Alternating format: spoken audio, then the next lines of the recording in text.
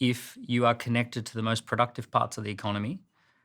If you pretend that it's 1955 and you recreate the post-war era conditions, if you try to go back to 1955, I don't think that's going to work. So let me ask on that then, the point about if you're connected to the most productive parts of the economy. I was quite surprised when I was doing some research on this to find that there's quite big differences between the UK and the US in terms of GDP growth.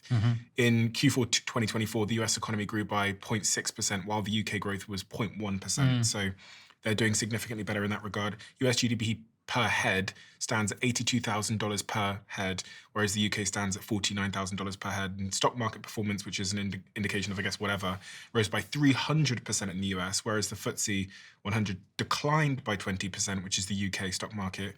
Productivity growth since 2018, productivity increased by 30% in the United States, which has outpaced the UK. And lastly, income growth. Since 2007, American income per head has increased by 72%, while it has decreased by 2% in the UK in dollar terms. So they seem to be doing better if you just look at the economy.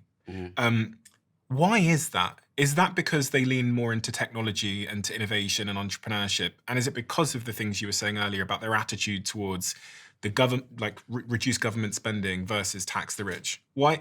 I'm keen to hear Gary's view on this because I understand yours because you've just said it. Yeah, I think these are great statistics. And of course, the US has a strong reputation for being very free markets and being very small states. In the last 5 years, 10 years, 15 years, we've had a UK government that has been aggressively slashing the state.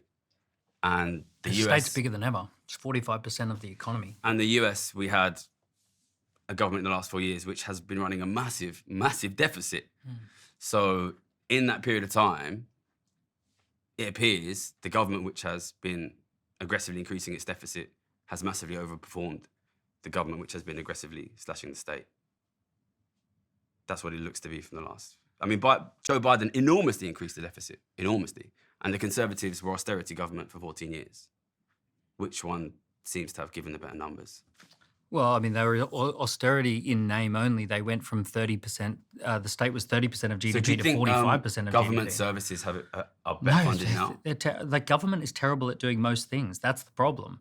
You don't want You don't government... think that spending on government services has been slashed?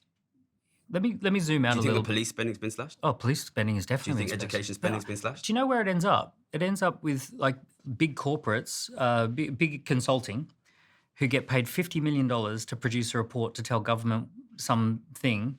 Right? All of these I won't name names, but all the big consulting firms, they're all bloodsuckers to government. They know that the money's in the government, and they set up business models to extract that money from government.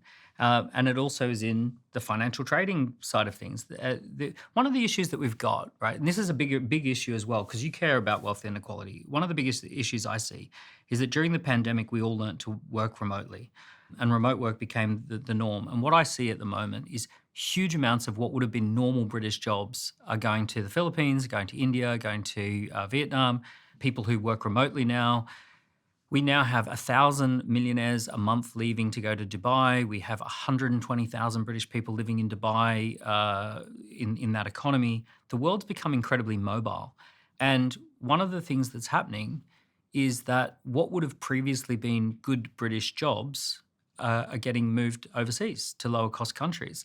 And that's technology that drives that wedge. The US is very smart in that they've built a technology powerhouse, and the UK has completely lost our technology industry. Our tech industry is in decline, same across Europe.